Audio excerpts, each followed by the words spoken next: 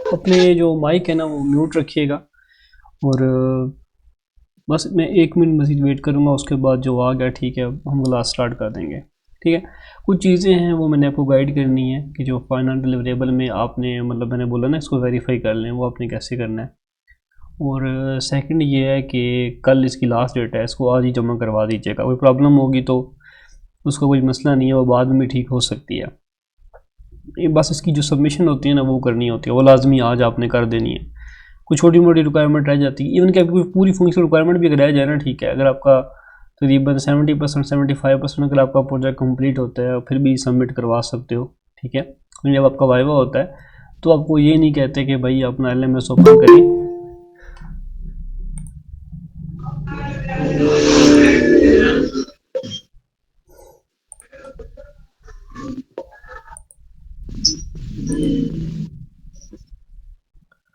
वो आपको ये नहीं कहते कि भाई अपना LMS ओपन करके और CH19 में जाओ, वहाँ पे असाइनमेंट टैब में जाके वहाँ से डाउनलोड करो और वहाँ से एक्सट्रैक्ट करो और वहाँ से रन करो। नो, ऐसा नहीं कहते, कभी भी नहीं कहते। क्योंकि जब आपका प्रोजेक्ट स्टार्ट होता है, ठीक है, तो आपकी जो एप्लीकेशन होती है वो रनिंग स्टेट में होनी चाहिए। उनके पास नहीं इतना टाइम होता कि वो आपके प्रोजेक्ट देखें, या फिर आपके पास वो आपको बोलें कि मेरे सामने इसको रन करो, इसको एक्सट्रैक्ट करो, DB इंपोर्ट करो वगैरह वगैरह।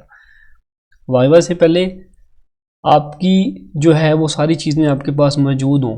फर्स्ट ऑफ ऑल देखो कि जब आपका वाइवा हो, ठीक है, तो कोई भी वाइवा ले, मैं बेशक अगर मैं आपको फर्ज एग्जाम्पल में आपको मेरी आपके साथ कोई मीटिंग होनी है, वो मेरे माइक का मसला आ रहा है या फिर मेरे कैमरे का मसला आ रहा है, तो आप क्या करोगे? आपको गुस्सा आएगा ना, यार इसको पता ही नहीं था, इतना अनप्रोफेशनल है ये, इसको मैं पास नहीं करता। तो इस तरह के बड़े।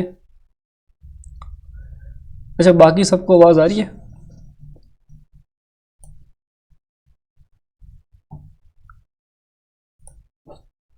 दो मिनट वेट कीजिएगा।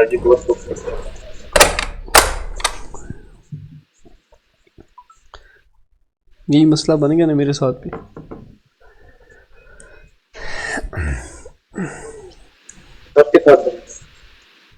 अब ठीक है, आवाज़ सही आ रही है? ठीक है। हाँ जी, कोई अभी आवाज़ सही आ रही है? ठीक है, चलिए, बीच में बेशक कोई आवाज़ का रोला बने तो भाई लाजमी, क्योंकि ना असल में क्या होता है जब बंदे ज़्यादा कनेक्ट होते हैं, ठीक है, फिर तो बहुत ही नेट का मसला होता है और जो है ना वॉइस सही नहीं आती। लेकिन मैं अभी रिसेंटली क्लासेस ले रहा हूँ जी, तो अभी तो फ़िलहाल क्लासेस सही चल रही हैं। ठीक है, चलिए जी। बेसिकली क्या होता है कि जो फाइनल डिलीवरेबल आपकी सब आफाक है, ठीक है, ये सबकी मैंने बना के सेंड कर दी है। मुझे किसी को मैंने मतलब कि वो ऐसे नहीं जिसकी मैंने ना बनाई हो अभी तक, सबकी बना दी है। अब आफाक है, ठीक है, जैसे फॉर एग्जांपल आफाक की मैं ओपन करता हूँ, इसमें जो फाइनल डिलीवरेबल होती है उसमें 3 चीज़ें होती हैं। एक आपका कोड होता है, मैं दिखाता हूँ आपको, आपका एक कोड होगा, ठीक है, एक फाइनल रिपोर्ट होगी और एक प्रेजेंटेशन होगी। फाइनल रिपोर्ट तो बस ऐसी समझें कि फॉर्मेलिटी है, ठीक है, उसको कोई भी ओपन कर, मैं कहता हूँ आपसे अब जो है ना वो फाइनल रिपोर्ट के बारे में एक भी क्वेश्चन वो नहीं पूछेंगे, ना तो आपका इसका वाइवा होना है, बस ये भी फॉर्मेलिटी है कि आपने बस सबमिट करवानी है। ठीक है, फाइनल रिपोर्ट होती क्या है जी, मैं आपको ओपन करके दिखा देता हूँ ताकि आपको पता हो, ये ना हो कि बाद में आप बोलेंगे सर ने बताया ही नहीं था।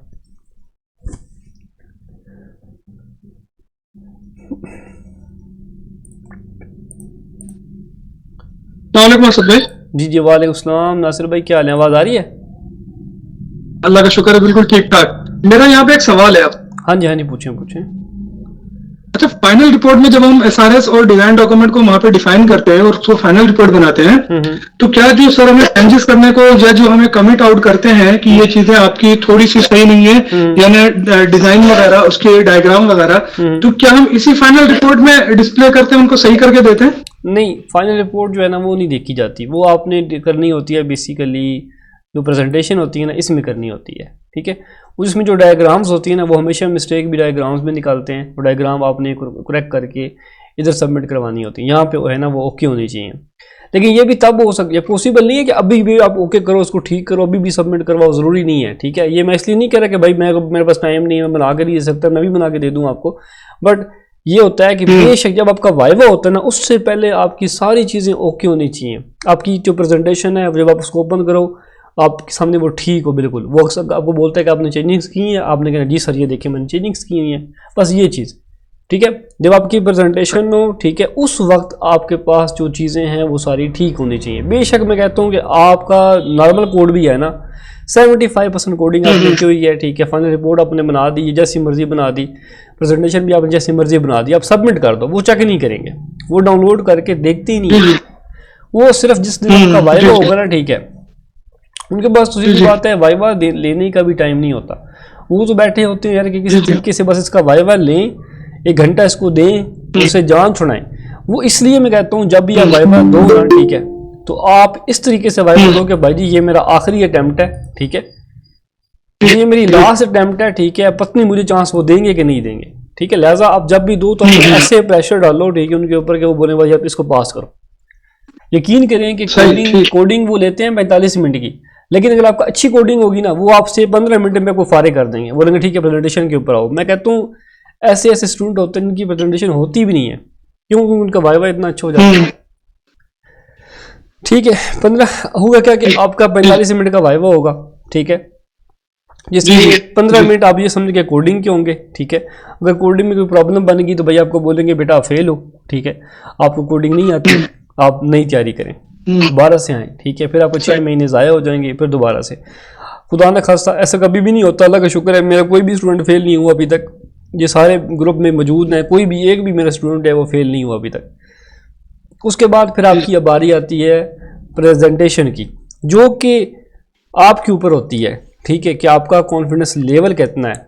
जब आपका कॉन्फिडेंस लेवल अच्छा होता है, देखो वाइवा लेने वाले आपके बेसिकली पीछे 3 बंदे होते हैं। पहला जो आपका होता है, जो इंस्ट्रक्टर होता है, जो कोडिंग का वाइवा लेता है ठीक है, और प्रेजेंटेशन भी उसी ने लेनी होती है। एक होता है जो कि बाद में आपका जो वाइवा ले रहा होता है ना, वो कहता है कि भाई आपका जो फेवरेट सब्जेक्ट है वो कौन है, मेरी तरफ से आप क्लियर हो, बट आपका जो फेवरेट सब्जेक्ट है वो कौन सा है। तो आप बताते हो कि मेरा डाटाबेस है, मेरा नेटवर्किंग है, या जो भी है वो आप बताएंगे ठीक है। तो उसके बाद वो उसको बीच में कॉल में ऐड कर देगा ठीक है, तो वो आपसे वाइवा ले लेगा, सेकंड पर्सन होगा। या तो फिर वो हो सकता है कि वो खुद स्पेशलाइज हो उसी सब्जेक्ट का, तो वही आपसे वाइवा ले लेगा ठीक है। ये हो गया। उसके बाद ठीक है सब भाई आगे बढ़े। जो तीसरा बंदा होता है वो साइकोलॉजिस्ट वाला होता है ठीक है। ओके हो गया। अच्छा हाँ जी साइको पीछे बैठा होता है भाई, वो विजिबल नहीं होता। अब तीनों में से 2 बंदों ने पास करना होता है ठीक है, एक बंदा पीछे। नहीं तो वो साइकोलॉजिस्ट क्या कर रहा होता है भाई वहां पे? वो आपकी सारी जो कम्युनिकेशन हो रही होती है, आपका कॉन्फिडेंस लेवल होता है, वो चेक करता है कि ये कैसा है। अच्छा हाँ जी, वो मतलब क्योंकि देखो ये चीज़ बताई नहीं जाती, क्योंकि मैं खुद इसमें हूँ तो मुझे पता होता है। हाँ वो बीच में ऐड नहीं होता, वो देख रहा होता है कि भाई अब देखो आपकी रिकॉर्डिंग होती है ठीक है, स्क्रीन रिकॉर्डिंग होगी सारी आपकी। अगर आप उसमें कह दिए ना ये जो प्रोजेक्ट है ना मैंने फला बंदे से बनवाया है, तो जो 2 बंदे होंगे ना वो कभी आपको पास नहीं करेंगे। वो बोलेंगे बेटा आपने, मतलब आपको गुस्सा कर देंगे ठीक है, क्योंकि रिकॉर्डिंग हो रही होगी। वो फिर बोलेंगे आप फेल हैं, जितना अच्छे से अच्छा सुपरवाइजर क्यों ना हो। वो कहता है कि जब भी आप कोडिंग करो आप खुद करो, आप नेट से हेल्प लो, मुझसे हेल्प लो, इधर उधर से देखो, यूट्यूब से देखो, लेकिन करो खुद। वो कभी ये नहीं कहता कि भाई किसी से पेड बनवाओ। सही आपने ये यानी हमारी जो भी चीजें हैं असद में, जो भी हमारी चीजें हैं, जो भी हमारी जो करेक्शन होती है, यानी फाइनल प्रेजेंटेशन के अंदर सही होनी चाहिए और वो हमें अच्छी तरीके से डिलीवर करने आना चाहिए। बिल्कुल ऐसी बात। सही आगे बढ़े सर। चले जी, अब कोडिंग तो आप कोडिंग में आपको साथ साथ गाइड करूंगा। कोडिंग की सारी बात सबकी डिफरेंट है, लेकिन जो प्रेजेंटेशन होती है ना वो सबकी सेम होती है ठीक है। तकरीबन अब आपने जो प्रेजेंट करना है वो सब ने सेम ही करना है ठीक है। जैसे एक बस यहाँ पे आपका प्रोजेक्ट का नाम चेंज होगा, ग्रुप आईडी वगैरह चेंज होगी, इंट्रोडक्शन चेंज होगा ठीक है, बाकी ये सब कुछ आपका तकरीबन सेम होता है। मैं आपको थोड़ा बहुत गाइड करूंगा ठीक है, ताकि रिकॉर्डिंग भी इसकी हो रही है। अब आपने कैसे प्रेजेंट करना है मैं सेम आपके सामने वैसे प्रेजेंट करके दिखाऊंगा ठीक है। आपने मुझे फिर आपने वाइवा जब देना होगा तो आपने मुझे इस तरह करके टेस्ट देना है ठीक है। सबसे पहले जी हम जब स्टार्ट करेंगे ठीक है, जब हमारी कोडिंग हो जाएगी, ओके हो जाएगा, फिर बोलेंगे आप प्रेजेंटेशन ओपन करें, हम अपनी ये फाइल ओपन कर लेंगे ठीक है। स्टार्ट करेंगे, बिस्मिल्लाहिर्रहमानिर्रहीम लाजमी पढ़नी है ठीक है, नहीं पढ़ेंगे तो भाई बेइज्जती होगी। क्या आपको लिखा हुआ है तो पढ़ना किसने था ठीक है, अक्सर लोग नहीं पढ़ते। बिस्मिल्लाहिर्रहमानिर्रहीम, my final year project name is an online car loan management system that is offering by virtual university of Pakistan. आप इंग्लिश में करो उर्दू में करो, मैं दोनों में करके दिखा दूंगा आपको। उसके बाद group member introduction, my name is Afaq Kirk, my group ID is S240-2BF6F9, my VULMS ID is BC180407549, my supervisor name is doctor Shabib Aftab. Introduction of the project आपने सारा बताना है कि ये जो है ना बेसिकली एक वेब बेस्ड एप्लीकेशन है जिसमें एक XY बैंक है, ठीक है, जो कि लोन जिसके ऊपर इस वेबसाइट के थ्रू हम जो है वो लोन के लिए अप्लाई कर सकते हैं। लोन किसके लिए होगा? कार वगैरह के लिए होगा, ठीक है। तो हमने कौन सी कार लेनी है, उसका कितना लोन होगा, वो सब कुछ इसके अंदर मौजूद है। देन जो वीडियो प्रोसेस मॉडल डायग्राम है, हमने जो इस प्रोजेक्ट में मॉडल डायग्राम यूज़ की है वो है वीडियो प्रोसेस मॉडल डायग्राम, जो कि वाटरफॉल और स्पाइरल मॉडल डायग्राम का मिक्सचर है। वाटरफॉल क्या होता है कि अगर वो मतलब बस आपने इतना कह देना है, अगर वो डिटेल में पूछे कि बेटा वाटरफॉल क्या होता है, आपने कहा सर वाटरफॉल जैसे पानी जो है ऊपर से नीचे गिरता है, ठीक है, same as it is waterfall भी ऐसे ही काम करता है। अगर हम रिक्वायरमेंट डेफिनेशन जो है वो जब कंप्लीट कर लेंगे। वालेकुम सलाम। जी जी जी सर, इसमें इसके अंदर हमने पूरा अडॉप्टेड मेथोडोलॉजीज क्यों नहीं ऐड की, यानी कि वाटरफॉल स्पाइरल की और वीडियो प्रोसेस मॉडल की, तो तुम कर सकते हो ना। जो प्रेजेंटेशन होती है ना उसका जो है पूरा जो स्ट्रक्चर है ना, ठीक है, अगर आप देखेंगे ना वो सेम ऐसे ही है। उन्होंने बोला हुआ है कि आप जस्ट ओनली जो आपने मेथोडोलॉजी अडॉप्ट की है ना, ठीक है, जस्ट ओनली वो आप पुट करनी है। हम इसमें वीडियो और दूसरी जो वाटरफॉल है या दूसरी जो स्पाइरल है वो हम इसमें ऐड नहीं करेंगे, सिर्फ और सिर्फ जो हमने अडॉप्ट की है ना वो ऐड करेंगे, ठीक है। ठीक है, यानी कि अगर वो पूछ लेगा तो हमें पता होना चाहिए। पता होना चाहिए, मैं आपको इसलिए बता रहा हूँ पहले से, बाकी आपको रिपोर्ट में दिखा देता हूँ, ठीक है, ये रिपोर्ट में मौजूद होगा। ये वाटरफॉल इस टाइप की होती है। जी आगे बढ़े। ये होती है वाटरफॉल, ठीक है। वाटरफॉल में क्या होता है कि एक बंदा है, उसने फॉर एग्जांपल आपसे कोई प्रोजेक्ट बनवाना है, मैं एग्जांपल दे रहा हूँ आपको, या फिर आप किसी एक मतलब आप डेवलपर हो, ठीक है, और आपसे कोई बंदा आता है, कोई कस्टमर आता है, वो कहता है मुझे प्रोजेक्ट बना के दो, आप उससे रिक्वायरमेंट पूछते हो, ठीक है, आपको रिक्वायरमेंट सारी बताएगा मेरी ये रिक्वायरमेंट्स हैं, ठीक है, मुझे तुम लोग नो उसमें एडमन ये काम करे, यूज़र ये काम करे वगैरह वगैरह। देन आप उसको रिक्वायरमेंट आप लोगे, ठीक है, आप उसके ऊपर उसको डिज़ाइन करना स्टार्ट कर दोगे, ठीक है। अब उसके बाद वो कहता है यार वो रिक्वायरमेंट जो है ना मजीद और भी हैं, आप बोलोगे भाई मैंने अब डिज़ाइन कर दी है, ठीक है, मतलब इस तरह करके काम चलेगा। आप उसको दोबारा रिक्वायरमेंट आप नहीं ले सकते, आप डिज़ाइनिंग स्टार्ट कर दोगे, फिर उसकी इम्प्लीमेंटेशन होगी। इम्प्लीमेंटेशन कैसे होती है? आप कोडिंग करना स्टार्ट कर दोगे, ठीक है, उसके बाद इंटीग्रेशन और टेस्टिंग होगी। कोडिंग के बाद सारी बात टेस्टिंग होती है, ठीक है, इंटीग्रेशन के बाद टेस्टिंग वगैरह होती है, वो कर दोगे। फिर उसके बाद आपने उसको मेंटेन करना होता है, अपडेट करना होता है, ठीक है, उसमें आप वापस नहीं जा सकते, ठीक है। आपको जो पेमेंट उसने कर दी आपने उसमें उसको काम करके दे दिया। देन होता है स्पाइरल होता है। इसमें क्या होता है कि आप जो है अपने कस्टमर के साथ जो है वो इंगेज रहते हो, ठीक है। जैसे आपने फॉर एग्जांपल उससे पहले रिक्वायरमेंट आपने ली, फिर आपको समझ नहीं आई, फिर आपने दोबारा उससे पूछा, फिर उसने आपको बताया कि भाई इसमें ये चीज़ें हैं, ठीक है। वो आपकी जब रिक्वायरमेंट ओके हो जाएंगी, फिर आप उससे जो डिज़ाइनिंग करके उसको दोगे, ठीक है, वो आपको देखेगा, वो ओके करेगा, फिर आप उसमें कोई मिस्टेक निकालोगे, वो कोई मिस्टेक निकालेगा, वो ऐसे आपको साथ कम्युनिकेट करता रहेगा साथ साथ। जैसे कि नॉर्मल एक जो बिगनर होता है वो ऐसे ही काम करता है, यार मैंने ये कर लिया है, क्या ये ठीक है? वो बोलते हैं हाँ ये ठीक है, ओके है, या फिर कहते हैं नहीं इसमें ये चीज़ भी ऐड कर दो। वो साथ में इस तरह करके एंगेज रहता है, ठीक है, ऐसे करके इसी सर्कल में रहेगा, ठीक है, वो ऐसे चलता रहेगा। वो मतलब साथ साथ आपकी रिक्वायरमेंट पूरी करवाता रहेगा, डिज़ाइनिंग करता रहेगा, उसके बाद फिर आपकी वो होती रहेगी, कोडिंग होती रहेगी। कोडिंग में कोई मिस्टेक होगी फिर वो आपको बताएगा भाई इसमें ये चीज़ भी ऐड करो, वो भी चीज़ भी ऐड करो, तो इस तरह चलता रहता है सर्कल के अंदर। देन आता है जी वीडियो प्रोसेस, ठीक है, जो कि इन दोनों का मिक्सचर होता है। और इसमें क्या होता है कि आपके जो दो फेस होते हैं, जैसे आपकी रिक्वायरमेंट डेफिनेशन ये वाली है, ठीक है, ये फेस और ये फेस, ये आपस में ऐसे सर्कल में घूमते रहेंगे। अगर रिक्वायरमेंट पूरी रिक्वायरमेंट उसने बताई, उसमें कोई रिक्वायरमेंट में कोई छोटी मोटी मिस्टेक आ गई, कुछ भी हुआ, ठीक है, आप उससे दोबारा कम्युनिकेट करोगे, आपको बताएगा भाई इसमें ये चीज़ पूरी करो। देन आप डिज़ाइनिंग करना स्टार्ट करोगे, ठीक है। जब आपकी रिक्वायरमेंट सारी वो कंप्लीट हो जाएंगी, ठीक है, फिर डिज़ाइनिंग के ऊपर आप आ जाओगे। डिज़ाइनिंग और साथ में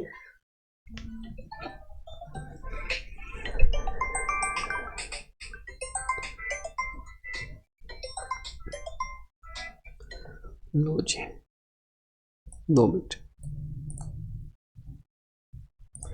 चलिए जी, हम थे वीडियो प्रोसेस के ऊपर, ठीक है। अब ये क्या होता है, ये बेसिकली जहाँ में लिखा भी हुआ है वीडियो प्रोसेस मॉडल डायग्राम जो है बेसिकली कंबाइंस होता है किसका, वाटरफॉल का और स्पाइरल का, ठीक है। ये बेसिकली दो मेथोडोलॉजीज को यूज़ करके वीडियो ने खुद ही इसको डिज़ाइन किया है कि हम जो है ना साथ, जैसे अब देखो हमारा यही होता है कि हम साथ में सर के साथ एंगेज भी रहते हैं, उनसे बातचीत भी करते रहते हैं और अपनी रिक्वायरमेंट बताते हैं, फिर हमें बताता है कि इसको ऐसे डिज़ाइन करो, हमारी कम्युनिकेशन भी हो रही होती है। ठीक है, अब जब हमारी रिक्वायरमेंट पूरी हो जाती हैं, ठीक है, देन कोई क्वेश्चन हो यहाँ पे पूछ सकते हैं। जब हमारी रिक्वायरमेंट पूरी होती हैं फिर हम डिज़ाइनिंग के ऊपर काम करते हैं, और फिर क्या होता है, ये जो फेस ना ये ख़त्म हो जाता है, फिर ये डिज़ाइन और जो इम्प्लीमेंटेशन होती है इसके ऊपर हमारा ऐसे काम होना स्टार्ट हो जाता है। ठीक है, फिर हम जब ये कर लेते हैं, ठीक है, जब डिज़ाइनिंग हमारी ओके हो जाती है फिर हम इम्प्लीमेंटेशन और इंटीग्रेशन के ऊपर इस तरह करके काम करते हैं। तो जब ये फेस ओके होता है फिर हम इसके ऊपर काम करते हैं, ऐसे करके ये सर्कल में ऐसे चलता है। मतलब ऐसे वो स्पाइरल भी हो रहा है, ठीक है, और वाटरफॉल भी हो रहा है ऐसे करके। तो ये होता है video process.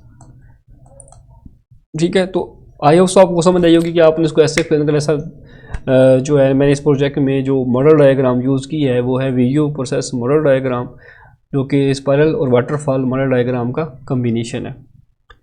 Then use case diagram तकरीबन सब की समझे कि मतलब कि उसमें जो एक्टर्स होते हैं, सिस्टम बाउंड्री होती है, यूज़ केसेस होते हैं, वो सब में ही होते हैं। ठीक है, आपने करना क्या है जी कि आपने कहना है सर ये जो है ये मेरे प्रोजेक्ट की यूज़ केस डायग्राम है, ये जो सिस्टम बाउंड्री है, ठीक है, ये यूज़ केस डायग्राम की सिस्टम बाउंड्री होती है, और जो एक्टर्स होते हैं वो हमेशा जो है वो सिस्टम बाउंड्री के बाहर होते हैं, वो कभी अंदर नहीं आ सकते, वो बाहर होंगे। ठीक है, और जो एक्टर्स कौन से होते हैं, जो मतलब यूज़र होते हैं आपकी वेबसाइट के ऊपर, कौन से ऐसे यूज़र हैं जो आपकी वेबसाइट को यूज़ करेंगे, जिसमें विजिटर भी होता है, नॉर्मल लॉगिन जो यूज़र करेगा वो भी होगा, रजिस्टर्ड यूज़र जिसको कहते हैं, और एडमिन भी होता है।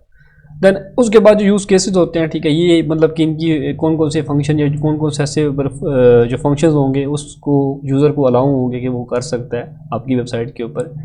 लाइक जैसे यहाँ पे कार को मैनेज किया जा रहा है, कार का जो है वो डीलर्स है, ठीक है, मैनेज जो कार के डीलर्स शो नहीं हो रही।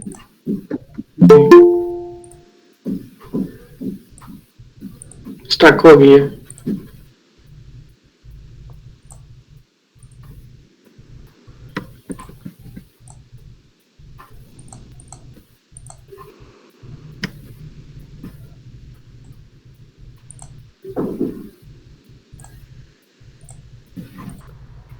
नहीं अभी तक नहीं आई, आपकी तस्वीर आ रही है बस।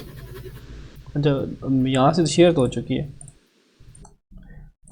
अच्छा, यूज़ केस डायग्राम के बारे में मैं गाइड कर रहा था। ठीक है, इसमें क्या होता है कि हमारी तीन चीज़ें मेन होती हैं। ठीक है, एक सिस्टम बाउंड्री होती है, उसके बाद हमारे होते हैं एक्टर्स, और उसके बाद आते हैं यूज़ केसेस। ठीक है, अब यूज़ केसेस में भी आगे फिर टाइप्स हैं, जिसमें हमारी आती हैं जी एक्सटेंड और इंक्लूड आता है। ठीक है, अब एक्सटेंड क्या होता है और इंक्लूड क्या होता है, मैं आपको उसकी एग्जांपल, अब इसमें तो खैर यूज़ भी नहीं किया गया क्योंकि ज़रूरत नहीं थी, तो कहीं की ऐसी यूज़ के डायग्राम बनाई है मैंने जिसमें एक्सटेंड और इंक्लूड का जो है वो लाजमी बीच में होगा।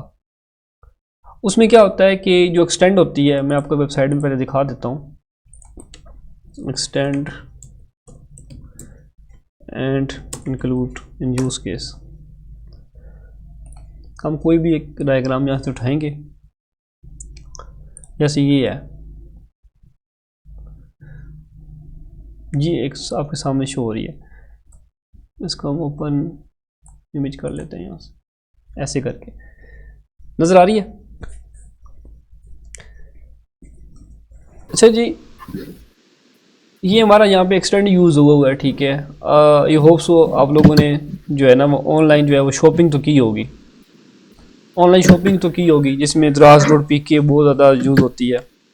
आवाज़ आ रही है ना, इससे कोई प्रॉब्लम तो नहीं है? आवाज आ रही है, स्क्रीन स्टक हो जाती है बार बार। स्क्रीन स्टक हो रही है फिर? हाँ, अभी ठीक है, आ गई है, शो हो गई है।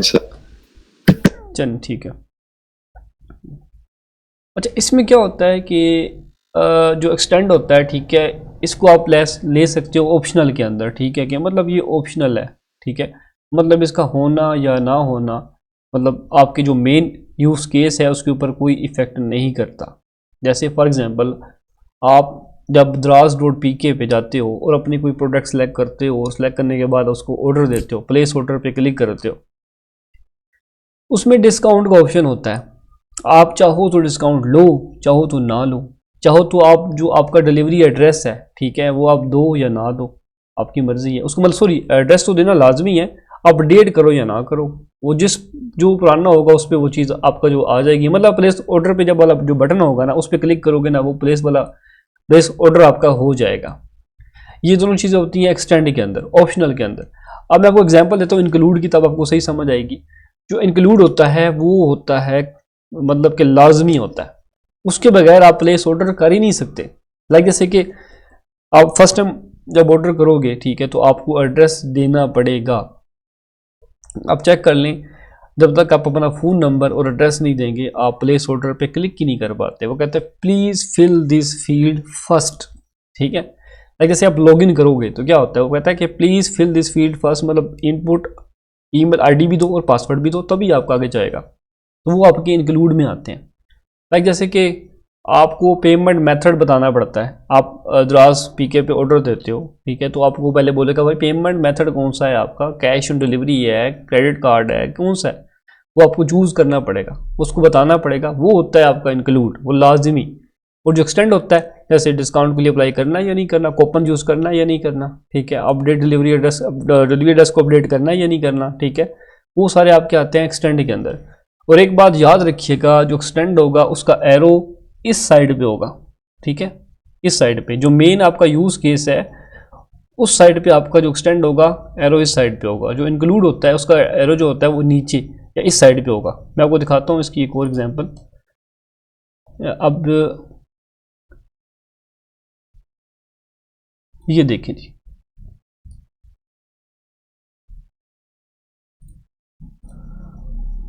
अभी इसकी विजिबल नहीं है,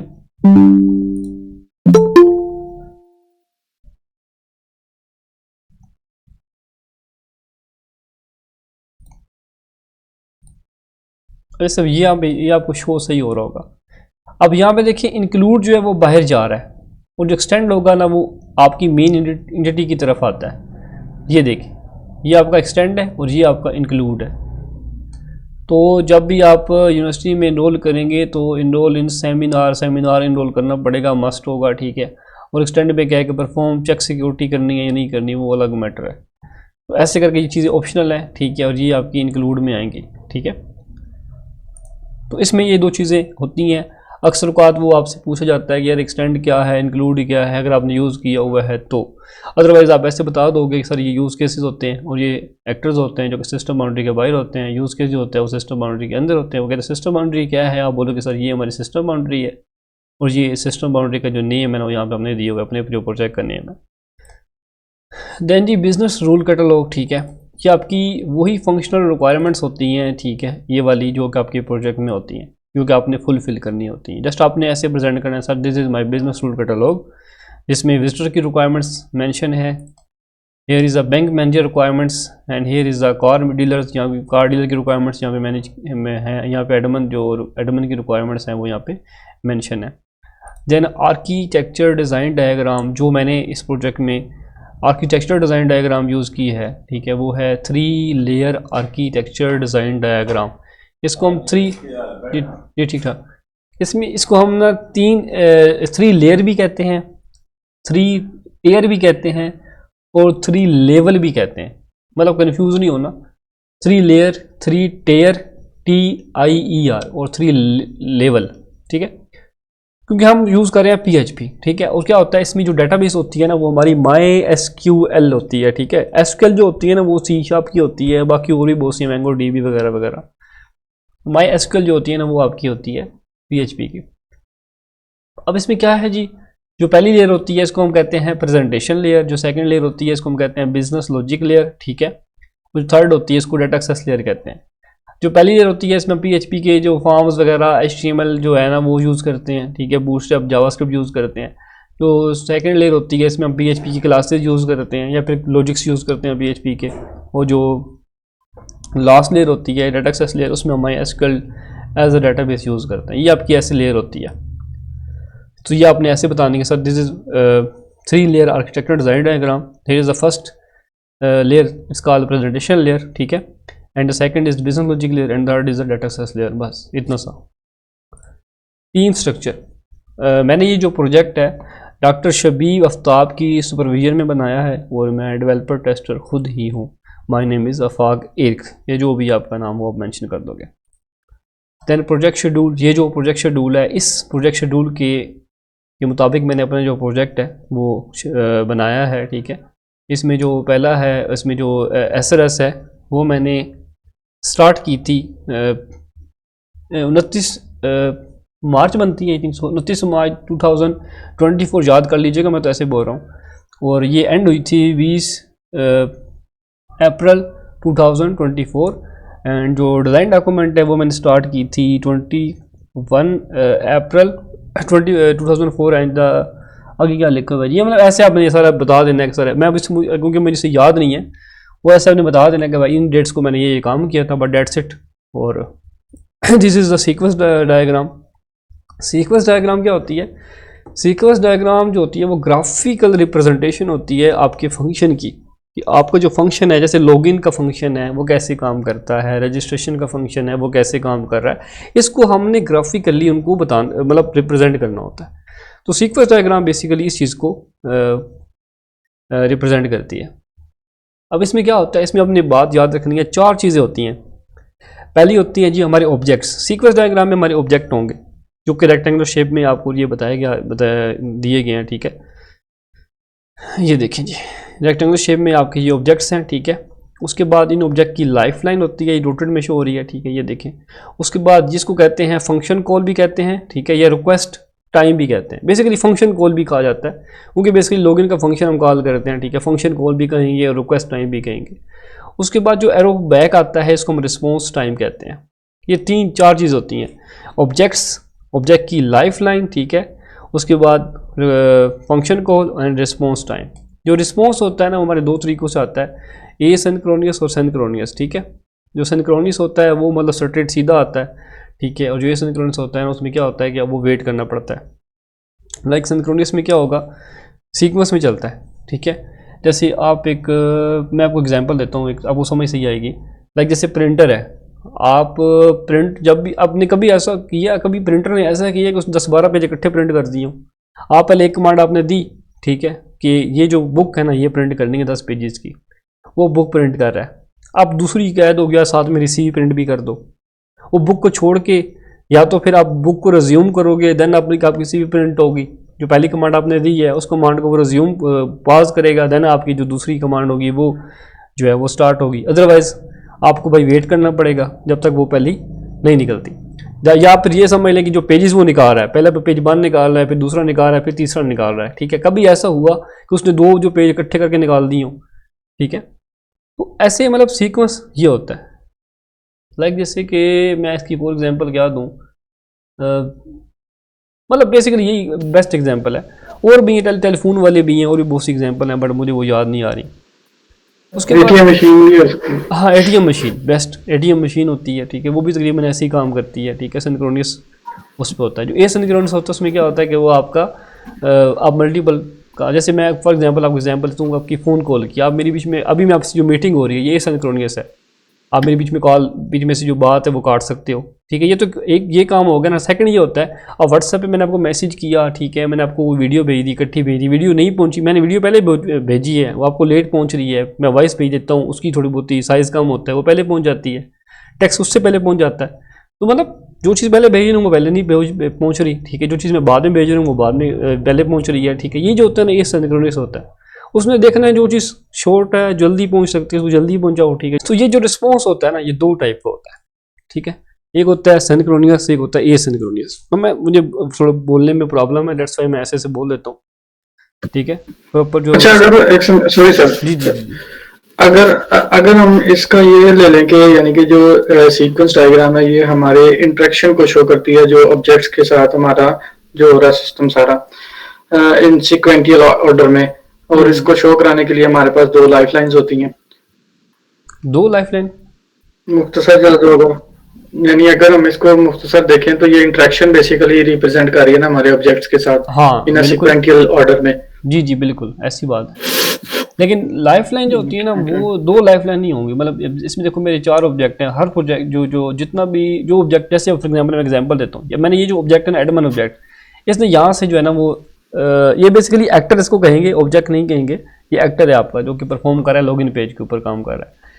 यहाँ पे इसने फंक्शन पेज को स्टार्ट करेगा, ओपन करेगा, आईडी पासवर्ड देगा, वो आईडी पासवर्ड जो वैलिडेट हो जाएंगी इस वैलिडेशन के ऊपर, लाइक जैसे कि मैंने वो क्यूरी लगाई थी, सिलेक्ट करो जी आईडी पासवर्ड, क्या वो डीबी से मैच हो रहा है, वो अगर हो रहा है, मैच हो रहा है, वैलिडेट हो रहा है, ठीक है। लेकिन मैं कहता हूँ कि इसमें जो पैटर्न है ना, इस पैटर्न को फॉलो करो, ठीक है, वो वैलिडेशन होती है। वैलिडेशन ओके होगी, ठीक है, फिर वो जाएगा लॉगिन आईडी पासवर्ड पुट करेगा, जो भी है वो फंक्शन, उसको फंक्शन को कॉल करेगा। ये बेसिकली फंक्शन लगा हुआ है, ठीक है, उस फंक्शन को कॉल हो रहा है और फंक्शन जो होगा फिर डाटाबेस में उठा के उसको वेरीफाई करने के बाद आपको ओके का मैसेज करवाएगा और लॉगिन करवा देगा, ठीक है। ये बेसिकली आपकी इस तरह करके इंटरेक्शन होती है डेटाबेस के साथ। और बीच में जो है ना वो जो लॉजिक लगे होते हैं PHP के या फिर दूसरे HTML वगैरह जो CSS होती है, उसमें हम इनपुट में डाटा देते हैं, फिर लॉजिक लगता है, फिर वैलिडेशन होती है, फिर DB में डाटा जाके वहाँ से चेक होता है, फिर वेरीफाई होता है। वेरीफाई कैसे होता है, एंड ऑपरेटर लगे होते हैं बीच में जी, ये दोनों को भाई चेक करो, दोनों चीज़ें ओके हैं, ठीक है, देन इसको भाई वेरीफाई करो। अगर दोनों में से कोई भी चीज़ रॉन्ग होती है तो भाई रॉन्ग कर दो। तो ये बेसिकली एक फंक्शन को रिप्रेजेंट किया जाता है ग्राफिकली, या फिर आप वो भी कह सकते हो इंटरेक्शन भी हो रही है, तो सही है, कोई मसला नहीं। लेकिन लाइफ लाइन की मैं बात कर रहा था, मैं फिर साइड पे हट गया कि लाइफ लाइन, ये देखो ना, यहाँ से लाइफ लाइन स्टार्ट हुई और यहाँ पे ये एंड हो रही है। ये लाइफ लाइन यहाँ से स्टार्ट हुई, यहाँ पे एंड हो रही है, ये देखो। फिर उसके बाद रिस्पॉन्स उसने दिया, इसको बेसिकली लाइन को थोड़ा सा नीचे अगर आप कर सकते हो तो बड़ा बेस्ट है। मैंने ऊपर कर दिया, ये थोड़ी सी मिस्टेक होगी, इसको नीचे यहाँ पे थोड़ा सा। सॉरी अर्शद भाई, मैं इंटरप्ट कर रहा हूँ आपको। जी जी। असल में ना इसके अंदर यूज तो दो लाइफलाइंस ही हो रही है ना, क्योंकि बेसिकली जो आपने डॉक्यूमेंट सेंड की थी ना, उसके अंदर मैंने यही पढ़ा था कि वो इसके अंदर दो लाइफलाइंस होती हैं। यानी कि अगर आपके पास एक ATM मशीन है, उसके अंदर आप कार्ड स्वाइप करते हैं, ठीक है, और वो हो सकता है कि आपका यानी कि टाइप करने के बाद पैसे आपको उसके निकल आते हैं, नहीं तो देन वो रिजेक्ट कर देता है कि भाई आपका कार्ड ठीक नहीं है या साफ होने वाला, या कोई भी उसका इशू आ जाता है। यानी बेसिकली इसके अंदर दो लाइफलाइंस हुई ना, एक तो उसको ओके करेगी और दूसरी जो है वो रिजेक्ट कर देगी। नहीं, वो देखो सीक्वेंस डायग्राम की मैं बात कर रहा हूँ, वो जी इस ऑब्जेक्ट की बात कर रहा हूँ, जो ऑब्जेक्ट होता है ना, कि लाइफ लाइन की बात कर रहा हूँ, ठीक है। अब वो आपकी बात ठीक है, सारी बात, या तो ऑप्शन होगा यस या फिर होगा नो, वो तो लाइफ लाइन उसकी वो अलग होगी। लेकिन जो ये जो चीज़ होती है ना, देखो ये 4 ऑब्जेक्ट हैं मेरे, ठीक है। अब इन 4 ऑब्जेक्ट की अलग अलग लाइफ लाइन है, ठीक है। लॉगिन पेज के ऊपर जा रहा है, इसकी लाइफ लाइन यहाँ से स्टार्ट हो रही है, ठीक है, और कहाँ पे एंड हो रही है भाई, ये फिर इसने फिर दोबारा मैसेज भेजा है, ठीक है, फिर दोबारा यहाँ से आ रहा है। मैं बेसिकली आपको कोड के अंदर जाके उसमें जो पेज के अंदर काम हो रहा है ना, उनकी लाइफ लाइन के बारे में बता रहा हूँ। आई होप आपको समझ आई होगी। बेसिकली ये जो ऑब्जेक्ट है ना, ठीक है, इन सब की लाइफ लाइन अलग अलग होती है, ठीक है। वो जो फंक्शन हो रहा है परफॉर्म, ऑब्वियसली जो आपने ATM दिया, येस और नो का मैसेज आ रहा है, वो लाइफ लाइन उसकी येस होगी या फिर नो होगी, ठीक है। Okay okay sir. कोई इसके अलावा कोई क्वेश्चन है? नहीं, अच्छी बात है, क्वेश्चन करें। मुझे बड़ा अच्छा लगा कि आप बड़े क्वेश्चन कर रहे हो, सीरियसली, क्योंकि क्वेश्चन करने से बड़ा समझ आती है। अगर आप ये मुझे क्वेश्चन ना करते, आप कहते कि 2 लाइफ लाइन होती हैं, 2 नहीं, इसकी अलग लाइफ लाइन है, इसकी अलग है, इसकी अलग है, इसकी अलग है, ठीक है। हर ऑब्जेक्ट की अपनी, 4 ऑब्जेक्ट्स हैं, अलग अलग ऑब्जेक्ट्स की अपनी अपनी लाइफ लाइन। अब देखो नीचे क्रॉस लगा हुआ है और यहाँ पे ये एंड हो रही है। इसको हम ना बेसिकली स्टेटस बार भी कहते हैं, या फिर मैं एक्टिवेशन बार, सॉरी, इसको एक्टिवेशन बार भी कहते हैं। मैं आपको ना विजियो MS विजियो ओपन करके दिखाता हूँ ताकि क्लियर चीज़ें हो जाए। ये क्योंकि वाइवा गलत नहीं देना, हो सकता है मैं गलत हूँ।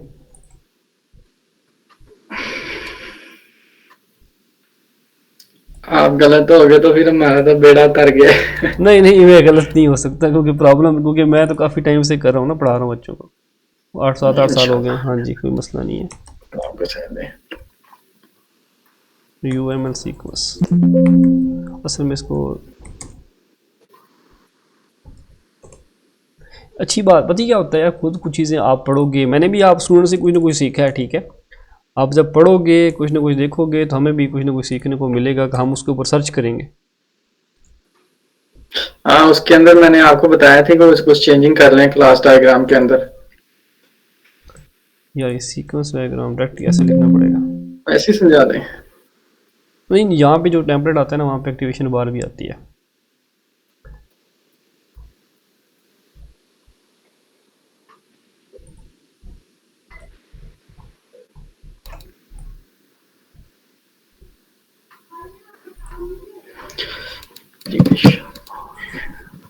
ये आगे ना सीक्वेंस डायग्राम, ये UML सीक्वेंस डायग्राम आपके आगे, ठीक है। ये देखें जी, ये होती है इसकी, ये देखिए एक्टर हो गया, ठीक है। इसकी लाइफ लाइन यहाँ से लेकर ये यहाँ तक इसकी लाइफ लाइन चल रही है, ठीक है। अब ये इसकी होगी ऊपर एक्टिवेशन बार, ये देखें जी, ये इसकी एक्टिवेशन बार होती है। तो जितने आपके एक्टर्स, सॉरी, जितने आपके ऑब्जेक्ट होंगे, ये ऑब्जेक्ट की लाइफ लाइन है, ठीक है। जितने आप ऑब्जेक्ट लोगे ना, ठीक है, उनकी ये लाइफ लाइन बनती जाएगी। और नीचे फिर आप क्रॉस भी लाजमी लगाना होता है, अगर क्रॉस नहीं लगाओगे तो लाइफ लाइन वो चलती जा रही है, ठीक, क्रॉस लगाना ज़रूरी होता है। और साथ में इसको हम एक्टिवेशन बार भी कहते हैं, ठीक है। ये देखें यहाँ से एक्टिवेट हुई, यहाँ पे एंड हो रही है, ठीक है, ये देखें ऐसे करके यहाँ तक अब इसको एंड करना चाहो, ठीक है। मैंने बेसिकली यहाँ से देखा है, सीधी सी बात है, ठीक है। ये देखें मैसेज आ रहा है, ठीक है, ये मैसेज यहाँ से जाता है, ठीक है, यहाँ तक। तो इसको हम बेसिकली लाइफ लाइन कहेंगे, ऑब्जेक्ट की लाइफ लाइन यहाँ तक होगी। अगर इसको क्रॉस नहीं करेंगे, ठीक है, तो भाई वो चलती जा रही है, इसको क्रॉस भी लाजमी करना होता है। ये भी मैंने एक सुपरवाइज़र से पूछा था, उसने कहा था क्रॉस लाजमी लगाना होता है एंड पे, ठीक है। उसके बाद क्या होता है, देखो इसमें एक और भी चीज़ बताता हूँ आपको डिटेल के साथ, कि इस सीक्वेंस डायग्राम के अंदर जो ये जो चीज़ होती है ना, ये वाली चीज़, ठीक है, ये जो है नीचे अंडरलाइन भी लाजमी आती है, लाजमी अंडरलाइन आएगी, साथ में स्टार्टिंग पे डॉट डबल जो कोटेशन होती है ये भी लाजमी आती है ऑब्जेक्ट के अंदर, ठीक है। अगर ये चीज़ नहीं है और ये नहीं है तो भाई हर सुपरवाइज़र को चीज़ें नहीं पता होती, लेकिन जिसको पता होती है ना भाई वो मिस्टेक निकालता है। और मैं सीरियसली जब भी कोई असाइनमेंट बनाता हूँ ना, ठीक है, और मुझे वो लगती है मार्क है यहाँ पे ये प्रॉब्लम है, इसमें ये चीज़ लगाओ, वो चीज़ लगाओ, मैंने वहीं से देख के ये ना चीज़ें करेक्ट की हुई हैं, ठीक है। उसके बाद यहाँ पे क्रॉस लगाना ज़रूरी होता है, ये भी एक दफ़ा सुपरवाइज़र ने कहा था कि भाई क्रॉस लगाओ, एंड पे क्रॉस नहीं लगा हुआ तो एक्टिवेशन चलती रहेगी। तो इसको आप सर्च करेंगे तो जो करेक्ट होती है तकरीबन वैसी ऐसी बनती है, ठीक है। अच्छा, इसके अंदर जो सर ये फिल एरो है और एक अनफिल एरो है, इन दोनों में क्या डिफरेंस है? कौन सा फिल एरो? ये देखिए ना, एक एरो जो हमारा आ रहा है ना, ये फिल है ब्लैक, ये फिल नहीं और है, जो आ रहा है ये आपकी वैलिडेट कर रहा है ना, वहीं से उसको रिस्पॉन्स यहीं से दे रहा है वापस। आपने क्यूरी लगाई, ठीक है, क्यूरी ने चेक करके इसको वापस वहीं पे इसको रिस्पॉन्स वापस दे रहा है। ये इसका कोई वो नहीं है, रिस्पॉन्स है, ये भी रिस्पॉन्स टाइम ही है, ठीक है।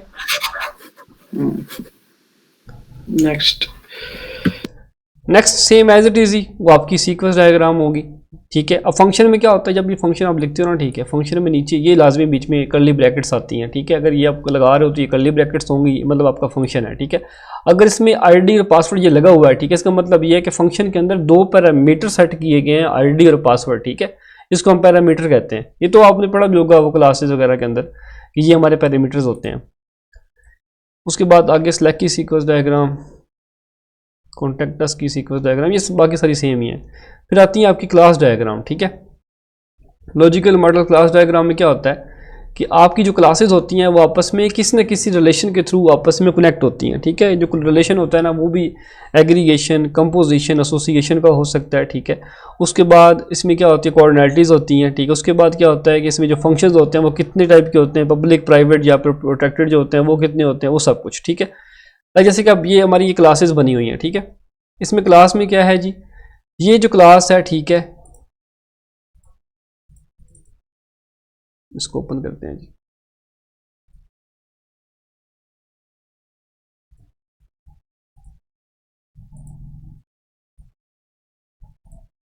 अब ये क्लास जो होती है ये विजिटर क्लास है, ठीक है। ये इनहेरिट, ये जो जब भी साइन ये वाला लगाएंगे इसका मतलब है इनहेरिट हो रही है, ठीक है। अब जो एडमिन, ये जो यूज़र की क्लास हम बनाएंगे मेन, ठीक है, हमने क्लास बनाई।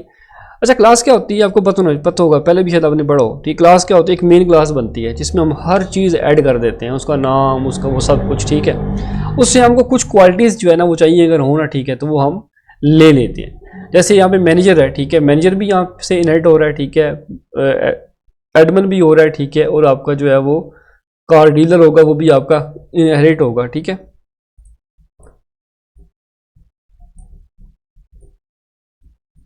नहीं, कार डीलर और जो बैंक मैनेजर है वो नहीं इनहेरिट हो रहा, ठीक है, उसकी अलग अलग प्रॉपर्टीज़ हैं। यूज़र से आपका जो एडमिन है ना वो आपका जो है वो ठीक है। तो उसमें आपने ऐसे इसको प्रेजेंट करना है, ठीक है। मैं मेन प्रेजेंटेशन के ऊपर ही आऊँगा,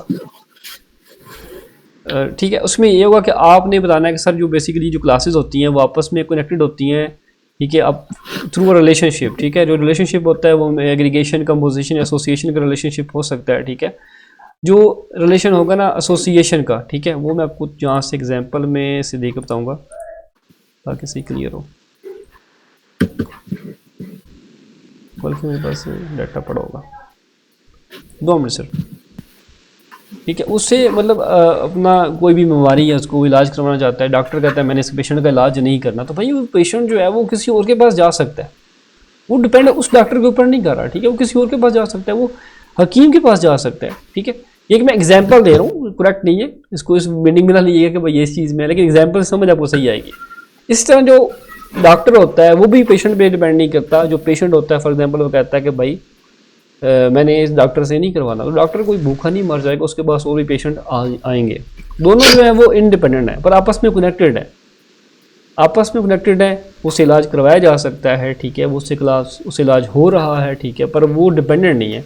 डॉक्टर मर जाएगा, ख़त्म हो जाएगा, तो पेशेंट की जो क्लास होगी उस क्लास के ऊपर कोई इफेक्ट नहीं पड़ेगा। इसी तरह जो पेशेंट की क्लास ख़त्म होगी डॉक्टर की क्लास के ऊपर कोई इफेक्ट नहीं पड़ेगा। दोनों जो हैं वो इंडिपेंडेंट हैं। यहाँ पे जो रिलेशनशिप आता है वो एसोसिएशन का रिलेशनशिप आता है और उसको हम वीक रिलेशनशिप कहते हैं। आगे आता है एग्रीगेशन रिलेशनशिप, ठीक है।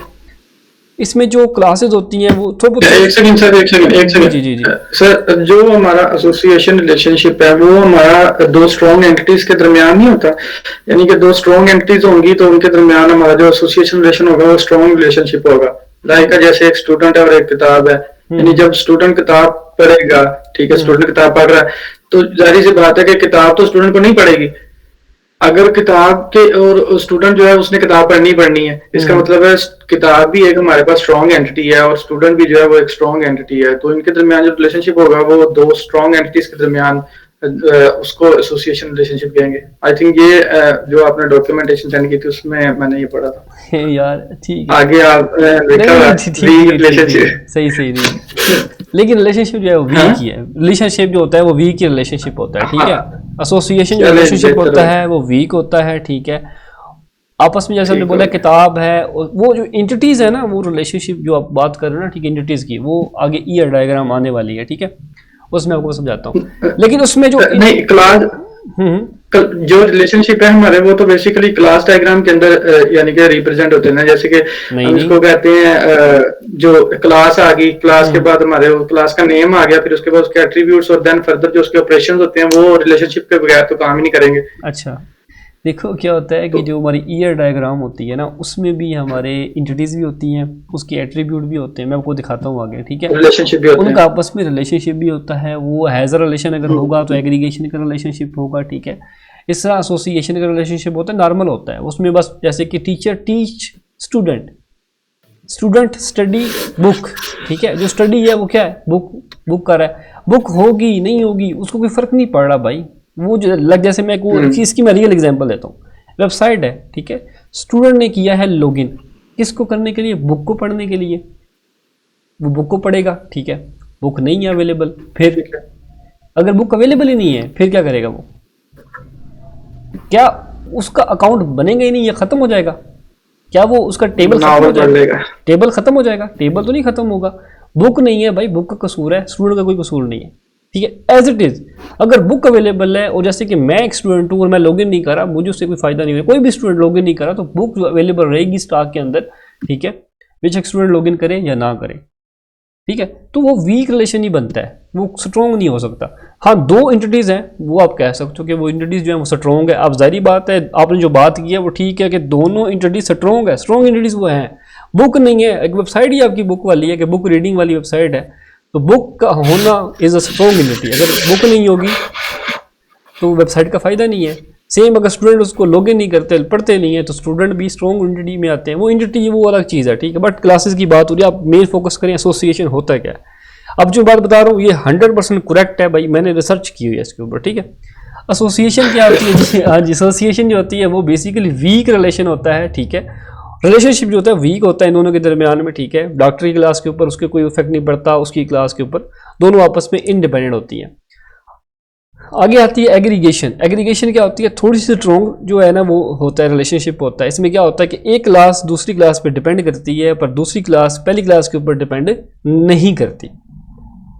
यहाँ पे कोई एग्जाम्पल अगर है तो फरमान आप दें, अच्छी बात, यकीन करें। सर हमारे पास एक स्टूडेंट और एक कॉलेज की एग्जांपल यहाँ पे हम दे सकते हैं कि जो है कि स्टूडेंट डिपेंडेंसी है ना दोनों की। स्टूडेंट जो है वो कॉलेज के ऊपर डिपेंड करता है और कॉलेज जो है वो स्टूडेंट्स के ऊपर डिपेंड करता है। यानी अगर कॉलेज नहीं होंगे तो स्टूडेंट पढ़ेगा कहाँ पे, और अगर कॉलेज ही होंगे तो स्टूडेंट नहीं होंगे तो वो स्टूडेंट को पढ़ाएंगे क्या। तो ये बेसिकली डिपेंडेंसी रिलेशनशिप हो जाता है दोनों का, और स्टूडेंट जो है वो कॉलेज पे डिपेंड करते हैं, कॉलेज जो है स्टूडेंट पे डिपेंड करते हैं। नहीं, मैं एग्रीगेशन की बात कर रहा हूँ, मैं एग्रीगेशन की बात कर रहा हूँ जिसमें एक जो एंटिटी है ना, जो एक एंटिटी है, ये एक क्लास है, वो डिपेंड करती है, ठीक है, दूसरी क्लास पे। पर दूसरी क्लास अगर खत्म हो जाए, ठीक है, तो पहली क्लास ऑटोमेटिक खत्म हो जाएगी। लाइक जैसे आवाज कि आपकी स्टक हो गई है, दूसरी आवाज डिपेंड नहीं करती। मैं ये कह रहा हूँ, अगर दो क्लासेज हैं, ठीक है, दोनों क्लास जो है, एक क्लास जो है वो डिपेंड करती है पहली क्लास पे, जो पहली क्लास है वो दूसरी क्लास पे डिपेंड नहीं करती, ठीक है। अगर एक क्लास खत्म होगी, दूसरी क्लास जो होगी ना, ठीक है, वो मौजूद रहेगी। लेकिन जो क्लास डिपेंड करती है ना, ठीक है, वो खत्म हो जाएगी। जो क्लास इंडिपेंडेंट होगी ना, वो खत्म नहीं होगी। मैं आपको उसकी एग्जांपल देता हूँ ऐसे करके, देखो आपको सही समझ आएगी। जैसे एम्प्लॉय है और कंपनी है, ठीक है। अब एम्प्लॉय क्या है जी, वो आपका एक इवोक रिलेशन है, ठीक है। एक होता है कंपनी, ठीक है। अब कंपनी क्या है जी, कंपनी जो होती है वो हमारी होती है डिपेंडेंट होती है, ये बात आपने याद रखनी है। कंपनी डिपेंडेंट होगी एम्प्लॉयज के ऊपर। एम्प्लॉयज जो है वो डिपेंड नहीं करते कंपनी के ऊपर। क्यों? एम्प्लॉय कहीं और काम कर लेंगे, एम्प्लॉय खत्म हो जाएंगे, कंपनी भी खत्म हो जाएगी। अगर एम्प्लॉयज है ही नहीं, ठीक है, तो कंपनी किससे चलेगी? मशीनों से चलेगी। मशीनों को चलाने के लिए भी तो एम्प्लॉयज चाहिए होते हैं, ठीक है। अगर एम्प्लॉयज ही नहीं है तो कंपनी भी नहीं होगी, ठीक है। तो कंपनी अगर खत्म होती है तो क्या एम्प्लॉयज क्या अनएम्प्लॉयड हो जाएंगे? भाई वो कहीं और काम कर लेंगे, उनको कोई और काम मिल जाएगा, मजदूरी कर लेंगे और बहुत सारे काम उनको मिल जाएंगे। तो क्या है कि भाई कंपनी खत्म होती है तो एम्प्लॉय खत्म नहीं होते, नहीं मरते। बट एम्प्लॉय भी एक भी ना रहे, एक इंसान भी ना रहे, मतलब उसको चलाने के लिए कंपनी को, तो भाई कंपनी खत्म हो जाएगी। ये होती है बेसिकली। अब इसको अगर आप रियल एग्जांपल में लें, आपकी एक क्लास है, ठीक है, दूसरी क्लास, एक क्लास दूसरी क्लास पे डिपेंड करती है। जैसे यूजर की क्लास है, वो डिपेंड, एडमिन जो है वो डिपेंड करता है यूजर की क्लास पे, उसमें से कुछ क्वालिटीज ले रहा है। अब यूजर की क्लास जब खत्म हो जाएगी तो एडमिन भी ऑटोमेटिक बीच में से उड़ जाएगा। अगर अगर एडमिन की क्लास उड़ाया जाएगा तो यूजर की क्लास जो होगी वो खत्म नहीं होगी। लेकिन उसमें एग्रीगेशन भी बीच में आ सकता है, ठीक है, इनहेरिट होकर आ रही है। तो ये होता है एग्रीगेशन का रिलेशन। आई होप सो समझ आई होगी।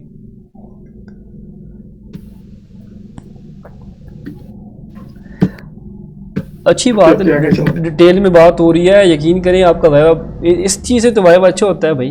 पढ़ के आना चाहिए, तैयारी अच्छी होनी चाहिए। अब इसमें क्या होता है, जो असल डायमंड। में असल में मैंने तो जो आपने मुझे डॉक्यूमेंटेशन सेंड की है ना, मैंने यार प्रॉपरली उसका वर्ड टू वर्ड जबरदस्त, रीड किया, अच्छे जबरदस्त से मैं भाई। उसको समझा। असल में मैंने पहले भी ये किया ना इसमें, नहीं नहीं, तो ये अच्छी सारी बात है, आपने एग्जांपल्स पहले वगैरह। भी वाइवा दी हुआ है, बिल्कुल ऐसी बात नहीं। गुड यार फरमान, मैं कहता हूँ ज़बरदस्त है। आप इतनी तैयारी करके बैठे हो, मुझे नहीं, मैं एक्सपेक्ट नहीं कर रहा था, ठीक है। उसके बाद ये होती है जो होता है ना डायमंड जीरो की। है सर जी अभी। सही है।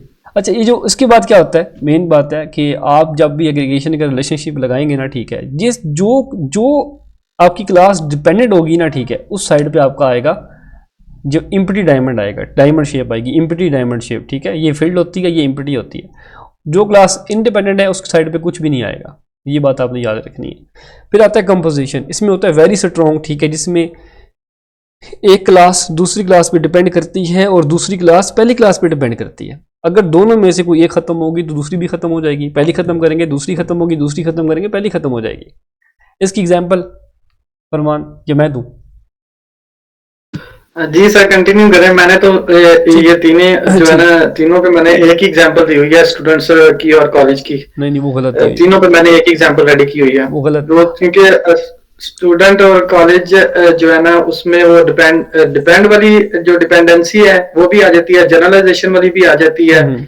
और एग्रीगेशन और कंपोजिशन की भी आ जाती है, सही। रिलेशनशिप जो है इसके। चलिए वो मैं इसकी स्टूडेंट और एग्जांपल, कॉलेज पे मैंने। हाँ, इसकी आप बोलिए। एग्जांपल ये बनेगी कि पेन है और एक इंक है। बड़ी एग्जांपल बड़ी चलती है इसके लिए ना, पेन और इंक वाली। ये है भी बड़ी ज़बरदस्त कि अगर पेन में इंक नहीं, मतलब इंक है, ठीक है, और उसमें पेन नहीं है, तो फिर क्या पेन का कोई फ़ायदा है? अगर इंक है और पेन नहीं है तो फिर इंक का क्या फ़ायदा है? दोनों जो है वो डिपेंड करती हैं भाई। पेन इंक होगी पेन में काम आएगा, पेन नहीं होगा तो इंक का भी कोई फ़ायदा नहीं है। दोनों आपस में वो हैं। तो ये होता है इसमें जो है ना, दोनों जो साइड पे मर्जी आप डायमंड, जाहिर बात दोनों आपस में डिपेंडेंट है, तो आप ये जो डायमंड शेप होती है जिधर मर्जी लगा दो, लेकिन लगानी फील्ड वाली होती है। आई होप सो आपको इसकी समझ आई होगी।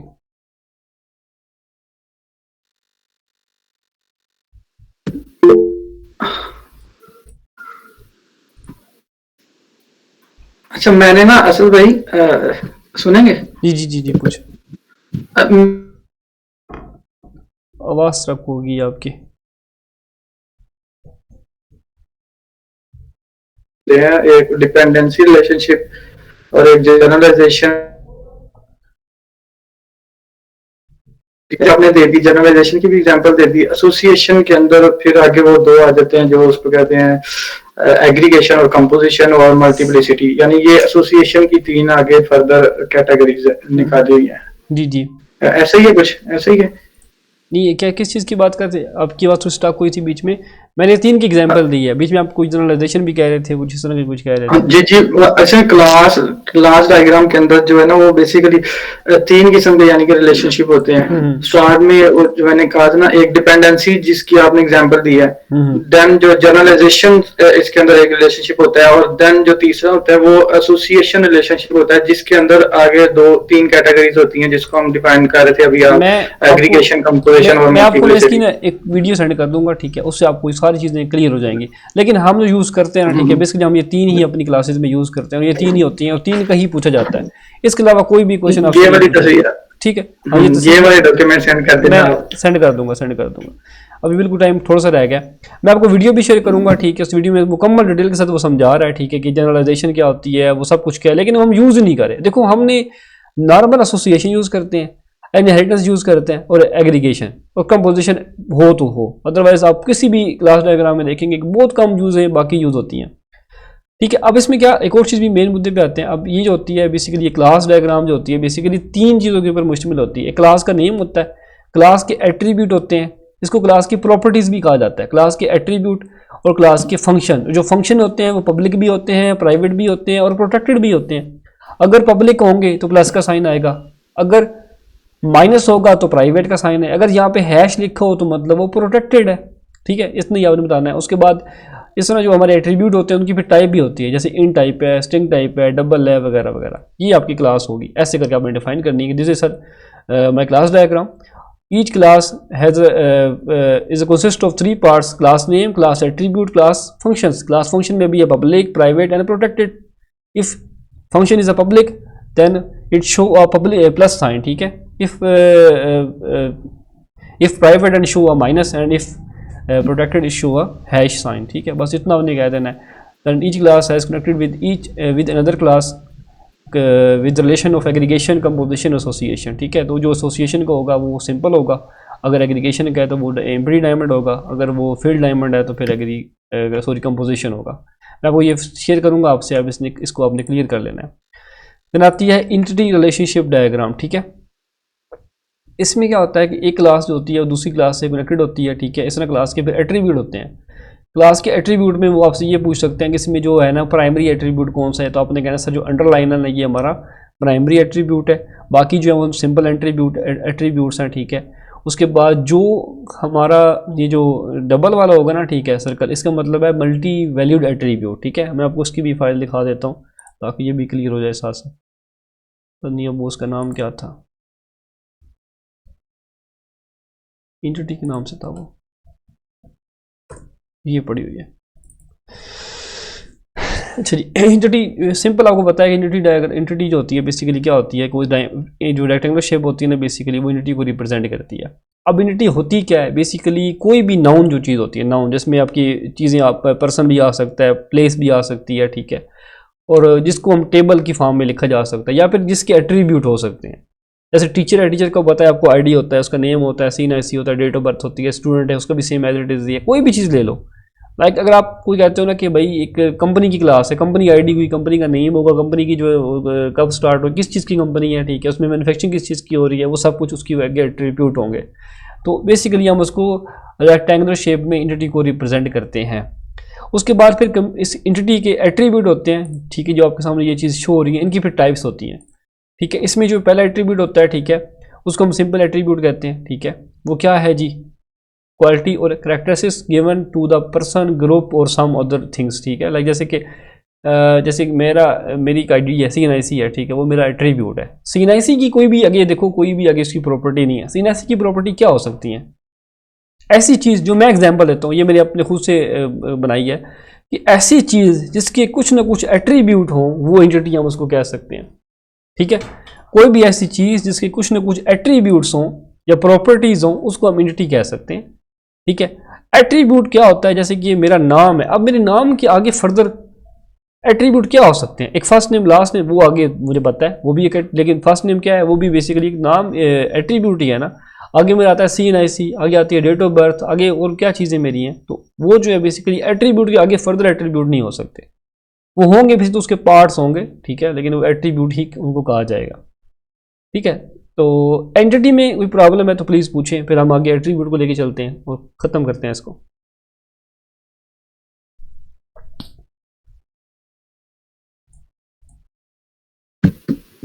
मैं ही बोलूँगी कि और भी बोलेगा।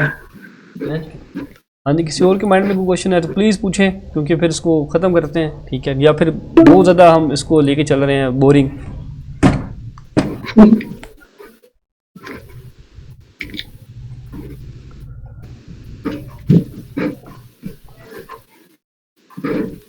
चलिए सर, लगता है किसी का कोई सवाल नहीं, आगे चले।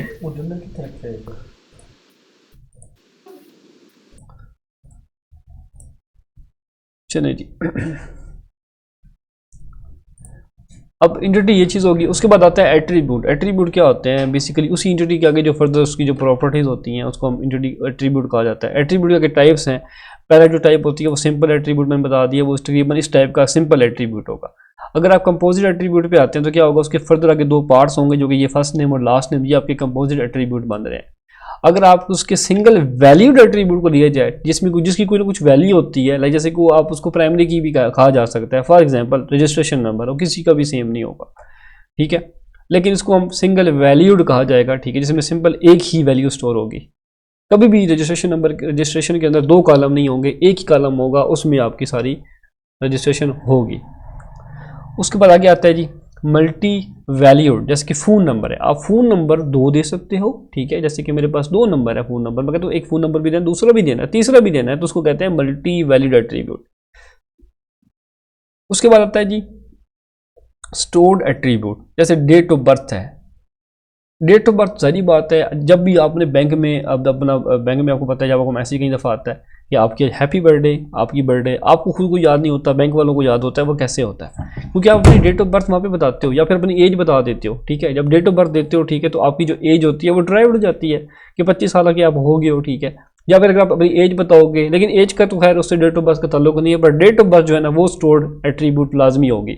जब अपनी डेट ऑफ बर्थ दोगे तो डेट ऑफ बर्थ से जो है वो माइनस करेंगे आज की डेट, तो आपकी ऑटोमेटिक जो है वो एज बन जाएगी, तो एज जो है वो आपकी ड्राइव्ड होगी, वो इस शेप में आती है, ठीक है। की एट्रीब्यूट, जिसको हम प्राइमरी की भी कहते हैं, ये यूनिक होती है, ठीक है, टेबल में यूज होती है, तो ये हमारी की एट्रीब्यूट होगा, जिसके नीचे अंडरलाइन आएगा, ठीक है। ये देखें हम complex attribute, multi valued and composite attribute की एग्जांपल यहाँ पे दी गई है। फिर रिलेशनशिप होता है, इसमें जो टीचर टीच है वो एक रिलेशन है, ठीक है, हैज़ अ रिलेशन भी हो सकता है, ठीक है, टीच का रिलेशन हो गया, और भी बहुत से रिलेशन होते हैं। फर्दर रिलेशन तो आसान है, डायमंड शेप में होता है ये, ठीक है, इसको हम रिलेशनशिप कहते हैं। ये आपके एट्रीब्यूट होंगे, ठीक है। आप इसको अगर मैं आपको फाइल शेयर करूँगा, आपको इससे भी आइडिया हो जाएगा। इस तरह जो है वो हमारी इंटिटीज़ जो होती हैं उनका आपस में रिलेशनशिप होता है दूसरे इंटिटी के साथ, ठीक है। और उसके बाद नेक्स्ट चलते हैं जी database diagram. Database diagram basically क्या होती है, जिसमें जो टेबल्स होते हैं वो आपस में कनेक्टेड होते हैं थ्रू प्राइमरी की टू फॉरेन की, ठीक है, उनमें आपस में रिलेशनशिप लगा होता है, प्राइमरी की वाला फॉरेन की वाला, ठीक है। जैसे मैं एग्जांपल देता हूँ कि अगर आप किसी प्रोडक्ट को आप ऑर्डर कर रहे हो, ठीक है, आपको पता है कि प्रोडक्ट का टेबल अलग से बना हुआ है, यूज़र का टेबल अलग से बना हुआ है, ठीक है, और बुकिंग का टेबल अलग से बना हुआ है। तो आपको ना बुकिंग वाले टेबल में आपको जब प्रोडक्ट को करोगे, चूज़ करोगे, ठीक है, तो आपको पता है जब मैं बुक करूँगा, ठीक है, तो एक नया टेबल क्रिएट होगा, जिसमें क्या होगा कि आपकी बुकिंग डिटेल बीच में मौजूद होंगी कि किस प्रोडक्ट की आपने बुकिंग की है, ठीक है, और किस यूज़र ने की है। ये देखो, किस प्रोडक्ट की बुकिंग हो रही है और किस यूज़र ने की है, ठीक है, वो बुकिंग में आके क्या होगा, दोनों की जो फॉरेन की, ठीक है, बुकिंग के टेबल जब मौजूद होंगी तो उससे आप ये होगा कि आप एक अक्सर टेबल जो है वो क्यूरीज के थ्रू बना लोगे, ठीक है, जिसमें क्या होगा कि आप प्राइमरी की फॉरेन की तीनों की जो है ना वो अलग अलग प्रॉपर्टी यूज़ करके आप नया टेबल भी क्रिएट कर सकते हो, मतलब फ्रंट एंड के ऊपर, ठीक है। तो बेसिकली फॉरेन की प्राइमरी की उधर काम आती है। अब तो खैर ये भी चीज़ें ख़त्म होती जा रही हैं, सीधी सीधी जो है वो डेटाबेस आ गई है खुद, बल्कि डेटाबेस पाइथन में, जेंगो में तो वो खुद ऑटोमेटिक क्रिएट हो जाती है, वो करने की भी ज़रूरत नहीं पड़ती। हम यहाँ पे तो टेबल बनाते हैं, उसके कॉलम लिखते हैं वगैरह वगैरह। अब तो भाई काम इससे भी एडवांस होता जा रहा है। उसके बाद ये हमारे इंटरफेसेस आते हैं, ये जो एप्लीकेशन का इंटरफेस है, ठीक है। उसके बाद ये हमारा सेकंड लॉगिन इंटरफेस है, अवेलेबल जो हमारी जो कार्स का डैशबोर्ड है या इंडेक्स पेज कहते हैं इसको, ये उसका इंटरफेस है, ठीक है। ये होम पेज है। जो हमने इस प्रोजेक्ट में टूल यूज़ किए हैं वो MS ऑफिस है, जिसमें हम ज़ाहिर बात है जिसमें MS विजियो है जिसमें हमने डायग्राम्स बनाई, ठीक है। MS वर्ड है जिसमें हमने रिपोर्ट वगैरह बनाई। उसके बाद पावर पॉइंट में हमने ये स्लाइड्स वगैरह बनाई, ठीक है। उसके बाद सबलाइन टेक्स्ट है, SQL जोग है, जैम्प है, ये हमने टूल यूज़ किए हैं। और जो लैंग्वेज यूज़ की हैं वो PHP है, जावास्क्रिप्ट है, HTML है, बूटस्ट्रैप है और CSS है। तो थैंक यू सर, मैंने इस प्रोजेक्ट से बहुत कुछ सीखा है और मुझे पता है कि मेरे इस प्रोजेक्ट में काफ़ी मिस्टेक्स हैं और मैं अभी लर्निंग प्रोसेस में हूँ। इंशाल्लाह मैं इसके ऊपर मज़ीद काम करता रहूँगा और उसको मज़ीद इम्प्रूव करूँगा इंशाल्लाह। Thank you sir. Sir any question वो फिर आपसे क्वेश्चन पूछेंगे, फर्दर आपने बता देना है, बस ये इतना कुछ आपका होगा। तो अब यहाँ तक कोई क्वेश्चन अगर है तो पूछें, ख़त्म होगी क्लास। आगे कोई क्वेश्चन है तो पूछें बेशक।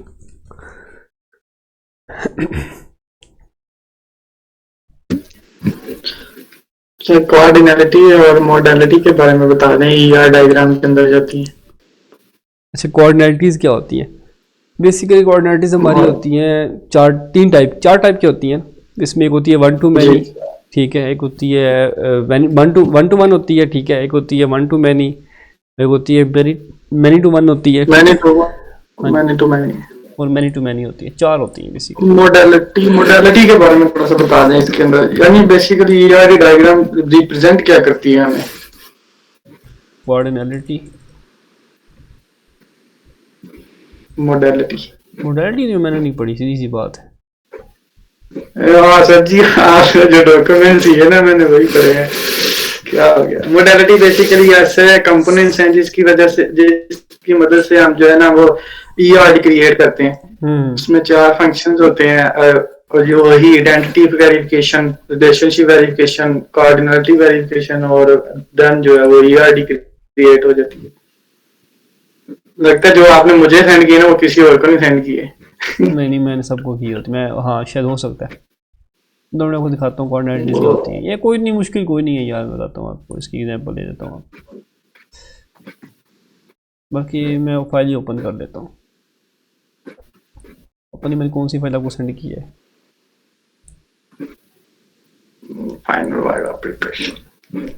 अच्छा ये होती है बेसिकली कोऑर्डिनेटिव, ठीक है। कोऑर्डिनेटिव यूज़ होती है, मॉडलिटी तो मैंने कभी नहीं यूज़ की ना, मुझे पता है उसको, सीधी सी बात है मैंने नहीं यूज़ की कभी। अच्छा सर, जो आपने आर्किटेक्चर डिजाइन डायग्राम के बारे में बताया था, वो जो है उसके अंदर वो प्रेजेंट जो लेयर्स होती हैं वो हमारा ओवरऑल व्यू होता है हमारी एप्लीकेशन का। हाँ जी, ओवरऑल होता है, जिसमें जो फ्रंट और जिसमें HTML CSS बूटस्ट्रैप जावास्क्रिप्ट वो आप बनाते हो, ठीक है। वो आपकी वो यूज़ होती है आपकी फ्रंट एंड के ऊपर, ठीक है। जिसमें आप जैसे अब ये आपके सामने एक पेज शो हो रहा है, ठीक है। ये जो पेज है ये क्या है? ये ग्राफिकल रिप्रेजेंटेशन ही है ना बेसिकली। अब इसमें क्या चीज़ें यूज़ हो रही हैं? HTML CSS बूटस्ट्रैप यूज़ हो रही है, ठीक है। उसकी फिर इसके बैकएंड पे आपको पता है कि PHP लॉजिक लगा हुआ है। जब मैं यहाँ पे क्लिक करता हूँ, साइन अप पे क्लिक करता हूँ, रजिस्ट्रेशन देता हूँ, उस बटन पे क्लिक करता हूँ, एक फंक्शन परफॉर्म होता है। तो जो फंक्शन परफॉर्म करने वाली चीज़ होती है ना वो बेसिकली PHP ही करता है। और देन डेटाबेस क्या होती है? जिसमें डाटा हमारा स्टोर जाके हो जाता है, वो हमारा माई डेटाबेस एक्सेस होती है। अच्छा जी, कोऑर्डिनेटर्स की बात, ये देखिए अब ये देखिए 1 to many, ठीक है। कि एक यूज़र जो है ना, ठीक है, वो बहुत सारे कमेंट को पोस्ट कर सकता है। तो ये आपकी इस तरह करके होगा, इस तरह करके ये आपकी बनती है कोऑर्डिनेटर्स, ठीक है। अगर N to M होगा, इसका मतलब ये है कि मैनी टू मैनी, कि बहुत सारे यूज़र जो है वो बहुत सारे आर्टिकल्स जो है वो राइट कर सकते हैं, ठीक है। M और N का भी यही होता है। अगर एक आर्टिकल है, ठीक है, वो उसका जो है, अब यहाँ पे देखो हैज़ का रिलेशन है।